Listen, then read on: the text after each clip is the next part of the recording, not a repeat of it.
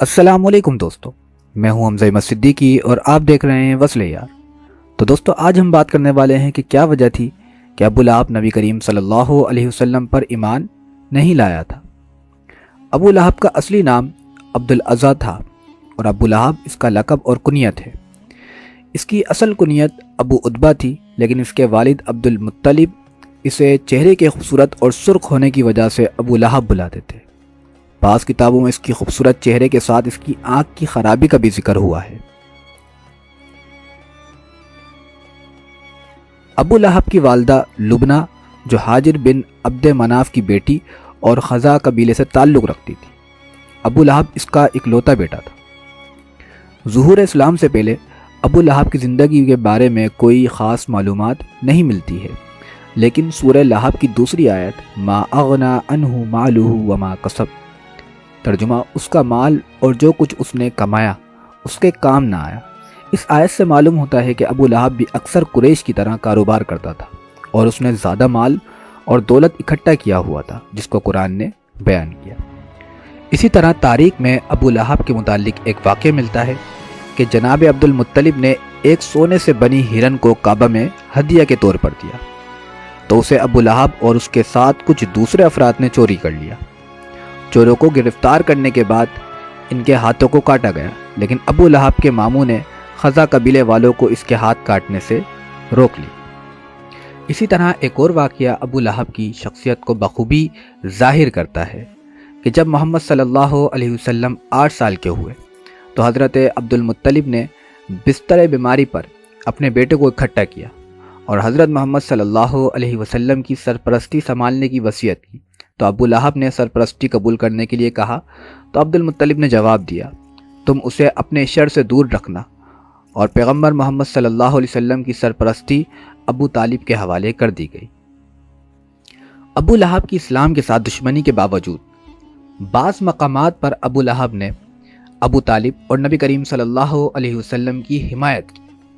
ابو طالب نے جب ایک مسلمان کی حمایت کی تو قریش نے اس پر اعتراض کیا، تو ابو لہب نے ابو طالب کی حمایت کی اور دھمکی دی کہ وہ اس مسلمان کا ساتھ دے گا، اور ابو طالب اس کے اس عمل اور گفتگو سے خوش ہو گئے اور وہ چاہنے لگے کہ ابو لہب بھی ایمان لے کر آ جائے، اور کوشش کی کہ اس کو اسلام کی دعوت دیں، لیکن ان کی کوشش کا کوئی نتیجہ نہ نکلا۔ اسی طرح ایک بار مشرکین نے پیغمبر اسلام صلی اللہ علیہ وسلم کو قتل کرنے کی سازش کی، لیکن ابو لہب کی مخالفت کے ڈر سے اسے اطلاع نہ دی۔ جس رات اس سازش کو عملی جامہ پہنانا تھا، ابو طالب نے حضرت علی کو ابو لہب کے پاس بھیجا اور اسے اس سازش سے آگاہ کیا، تو ابو لہب بہت غصے کی حالت میں مشرکین کے پاس گیا اور ان کو اس قتل کی سازش سے روکا اور لات و عزا کی قسم دی کہ وہ مسلمان ہو جائے گا، جس کے نتیجے میں مشرکین نے اس سے معذرت خواہی کی اور اس کام سے رک گئے۔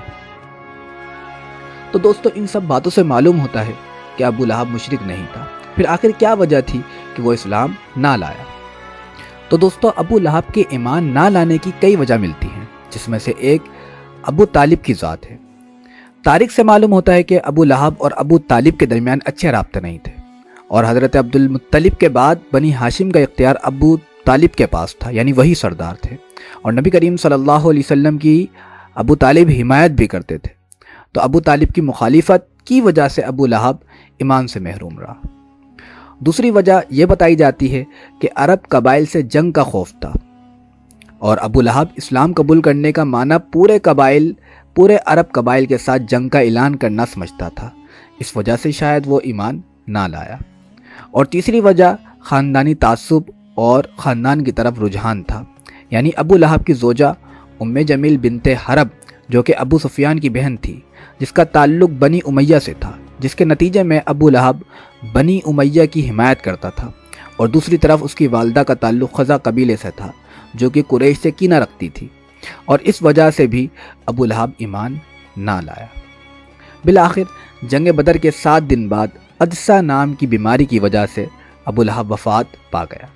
یہ بیماری دوسرے میں منتقل نہ ہو، اس لیے وہ کسی ایسی جگہ پر رہا کہ جہاں اس کے بدن سے بدبو آنا شروع ہو گئی۔ اس کے بعد اس کے جنازے کو مکے کے باہر ایک دیوار کے ساتھ رکھ کر دور سے اوپر پتھر پھینکے گئے۔ اس طریقے سے اس کے جنازے کو اوپر سے ڈھانپ دیا گیا۔ ابن بطوطہ نے لکھا ہے کہ ابو لہب اور اس کی زوجہ کی قبر مکہ سے باہر تھی اور ہر آنے جانے والا اس پر پتھر مارتا تھا۔ تو دوستو، یہ تھا مختصر تعارف ابو لہب کا اور اس کے ایمان نہ لانے کی وجہ، اور اس سے معلوم ہوا کہ نبی کریم صلی اللہ علیہ وسلم کے خاندان سے کوئی مشرک نہیں ہوا، وہ سب دین ابراہیم پر تھے۔